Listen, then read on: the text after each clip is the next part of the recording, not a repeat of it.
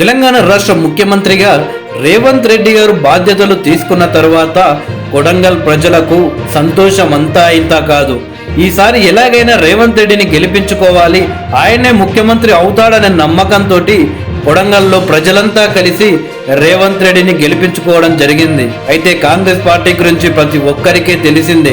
ఆ పార్టీలో ఎవరు ముఖ్యమంత్రి అవుతారో ఎవరు అవ్వరో అనేది ఎవరు చెప్పలేము. ఆ పార్టీ నుండి ముఖ్యమంత్రి కావాలంటే ఒక రకంగా రాసి పెట్టి ఉండాలని చెప్పవచ్చు. అయితే 2009, 2014లో రేవంత్ రెడ్డి గారు కొడంగల్ నుండి ఎమ్మెల్యేగా గెలవడం జరిగింది. అయితే అప్పుడు ఆయన ప్రతిపక్షానికే పరిమితం కావడం జరిగింది. కొడంగల్ అభివృద్ధి కోసం అప్పటి ప్రభుత్వాలైన కాంగ్రెస్ పార్టీపై, బీఆర్ఎస్ పార్టీపై బాగానే కొట్లాడి అంతో ఇంతో అభివృద్ధి చేయడం జరిగింది. కానీ ఆయన అధికార పార్టీ కాకపోవడంతో కొడంగల్లో అప్పటి పార్టీలు అభివృద్ధి చేయలేకపోయాయి. ఆ తర్వాత 2018లో కొడంగల్ నుండి పోటీ చేసిన రేవంత్ రెడ్డి గారు ఓటమి పాల్గొనడం జరిగింది. అక్కడ టీఆర్ఎస్ నుండి గెలిచిన పట్నం నరేందర్ రెడ్డి ఎమ్మెల్యేగా గెలవడం జరిగింది. అయితే బీఆర్ఎస్ పార్టీ అధికారంలో ఉన్నా కానీ అక్కడ ఎమ్మెల్యే బీఆర్ఎస్ పార్టీ అయినా సరే కొడంగల్ని మాత్రం పెద్దగా అభివృద్ధి చేయలేదు. రేవంత్ రెడ్డి పైన కక్షతోనే కొడంగల్ని అభివృద్ధి చేయలేదు అని అక్కడి కాంగ్రెస్ పార్టీ నాయకులు బీఆర్ఎస్ పార్టీపై ఆరోపణలు చేస్తూ వచ్చారు. అయితే ఈసారి ఎలాగైనా రేవంత్ రెడ్డిని గెలిపించాలి, ఒక రాష్ట్ర పార్టీకి అధ్యక్షుడిగా ఉన్నాడు.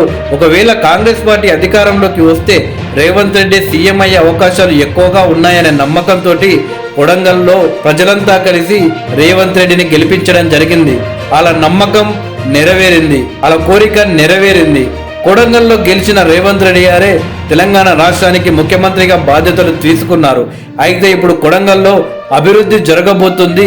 రేవంత్ రెడ్డి గారు తప్పకుండా కొడంగల్ ప్రాంతాన్ని అభివృద్ధి చేశారనే నమ్మకంతో అక్కడి ప్రజలు ఉన్నారు. అయితే తాజాగా కొడంగల్ ప్రాంత వాసులకు ఒక శుభవార్త వచ్చిందనే చెప్పవచ్చు. దాదాపు 2196 కోట్ల నిధులతో వికారాబాద్ నుంచి కృష్ణా వరకు వాయా పరిగి, కొడంగల్, హుస్నాబాద్, దౌలతాబాద్, నారాయణపేట్, మక్తల్ మీదుగా కొత్త రైల్వే లైన్ శాంక్షన్ చేస్తూ జీవో జారీ చేయడం అయినది. ఇక రైల్లో చుక్ అంటూ ప్రయాణాలు సాగించొచ్చు అని కొడంగల్ ప్రాంతవాసులు సంతోషపడుతున్నారు. మొత్తానికి కొడంగల్కి మంచి రోజులు వచ్చాయని చెప్పవచ్చు. ఏకంగా ముఖ్యమంత్రి గెలిచిన అసెంబ్లీ నియోజకవర్గం కాబట్టి తప్పకుండా ఇలాంటి శుభవార్తలు కొడంగల్ ప్రజలు ఈ 5 సంవత్సరాలలో ఇంకా ఎన్నో వింటారని చెప్పవచ్చు.